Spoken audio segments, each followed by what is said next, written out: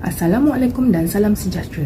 Nama saya Nurul Atira binti Ahmad Nizam, bernombor matrik T2020096082, Fakulti Pengurusan dan Ekonomi dan berada dalam semester 3. Nama pensyarah bagi kursus UPU 3132 Falsafah Ilmu ialah Dr. Sakinah binti Saleh.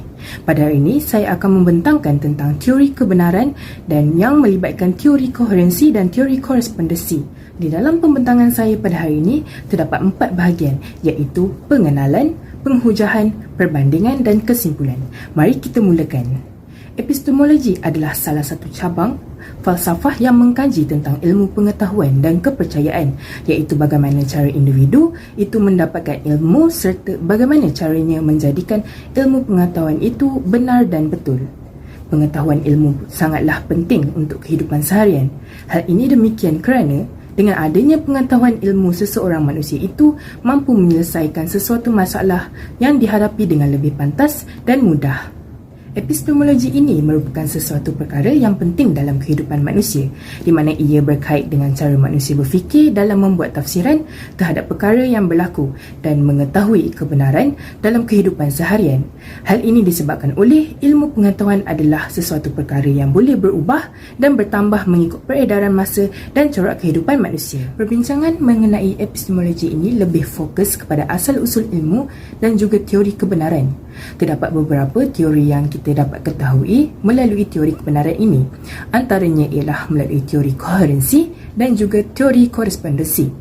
Bukan itu sahaja, perbincangan dalam konteks epistemologi ini adalah untuk memperoleh sumber ilmu, kaedah dalam mengetahui sesuatu kebenaran serta menetapkan tahap sesuatu kebenaran itu. Kebenaran bermaksud suatu perkara itu menepati apa yang disampaikan dan dikatakan dalam masyarakat serta alam yang juga wujud keadaan kewajaran, kesaksamaan serta keadilan. Suatu kenyataan dan pernyataan itu adalah benar jika isi kandungan pengetahuan bersesuaian dengan objek tersebut dan berasal daripada sumber yang sah dan diiktiraf. Kebenaran ini mempunyai sifat yang tidak mutlak dan tidak berkekalan tetapi bersifat relatif dan juga sementara.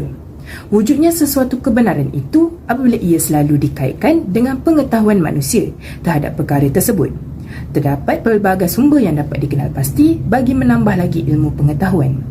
Sumber-sumber ini adalah menjadi satu panduan bagi mengenal pasti kebenaran sesuatu kenyataan itu. Teori koherensi atau konsistensi adalah teori kebenaran yang berdasarkan kriteria atau konsistensi yang koheren, the consistency coherence theory of truth.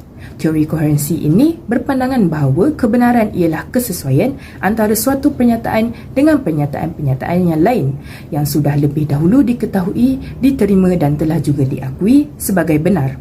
Sesuatu kesepadanan dan keserasian itu boleh berubah-ubah mengikut peredaran semasa serta masyarakat. Berdasarkan teori koherensi ini, sesuatu kenyataan itu dianggap benar jika ia dapat dibuktikan melalui uji kaji yang dilakukan pada zaman dahulu. Teori koherensi ini membuktikan bahawa berfikir secara logik mampu menyelesaikan pelbagai masalah yang dihadapi dalam kehidupan dan juga dapat memperoleh kebenaran yang hakiki. Sebagai contoh, pernyataan pertama adalah semua manusia pasti akan mati. Pernyataan kedua, Abu adalah seorang manusia, maka Abu pasti akan mati disebabkan oleh Abu adalah seorang manusia. Pernyataan dua konsisten dengan pernyataan yang benar. Teori korespondensi pula ataupun correspondence theory of truth ialah teori kebenaran yang berpandangan bahawa pernyataan adalah benar jika sesuai dengan fakta atau pernyataan dalam sifat atau objek yang ditujukan kepada pernyataan tersebut.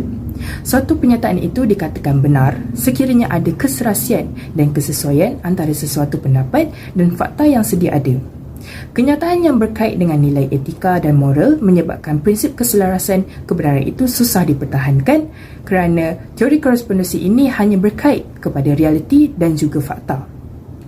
Teori korespondensi adalah teori kebenaran yang paling awal dan juga dianuti oleh pengikut realism, di mana pelopor kepada teori ini antaranya adalah Plato, Aristotle dan More. Dan teori ini juga telah diperkembangkan oleh Ibn Sina, Thomas Aquinas pada abad skolastik dan Bertrand Russell pada zaman moden.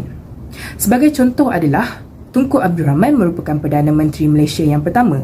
Ini merupakan satu fakta yang sedia ada di dalam sejarah. secara tuntasnya, mengenal pasti dan mencari kebenaran sesuatu perkara dan kenyataan itu menjadi suatu perkara yang sudah menjadi lumrah umat manusia di dalam kehidupan seharian. Kebenaran itu dapat diperoleh dengan pelbagai cara, antaranya ialah dengan mempelajari agama dengan lebih mendalam. Cara ini dapat membantu dalam memberikan jawapan kepada persoalan yang dinyatakan oleh umat manusia, tidak kira ia berkait dengan kehidupan manusia, alam semesta maupun berkaitan dengan ketuhanan.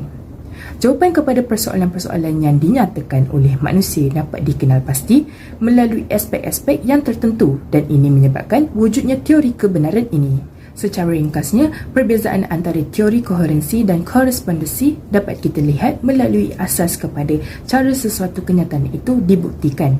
Teori koherensi lebih menjurus kepada keserasian sesuatu kenyataan melalui penyataan yang konsisten, manakala teori korespondensi lebih kepada kenyataan yang dapat dipastikan melalui fakta yang sudah sedia ada.